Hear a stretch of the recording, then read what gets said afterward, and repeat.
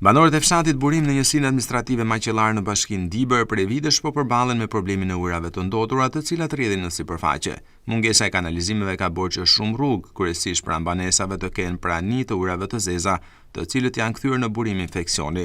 Banorët e fshatit Burim shprehen se më e keqja është se janë të detyruar të konsumojnë ujë nga puset që i kanë hapur në oborret e shtëpive dhe që rrezikojnë të jenë të kontaminuar nga ujrat e ndotura. Ata shprehen se prej vitesh kanë kërkuar nga pushteti vendor ndërtimin e një rrjeti për ujrat të zeza, por deri tani nuk është bërë asgjë. Sipas banorëve, premtimet e vazhdueshme të dhëna në çdo fushatë elektorale kanë mbetur vetëm si të tilla, pasi askush nuk i ka mbajtur pas zgjedhjeve. Çego është grupa e ujnave të zeza, çego pusi ujit. Po më këtë ku të mor tjetër.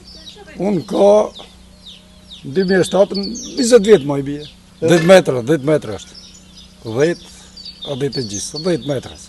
Problem kimi shto kanalet e zeza, bre.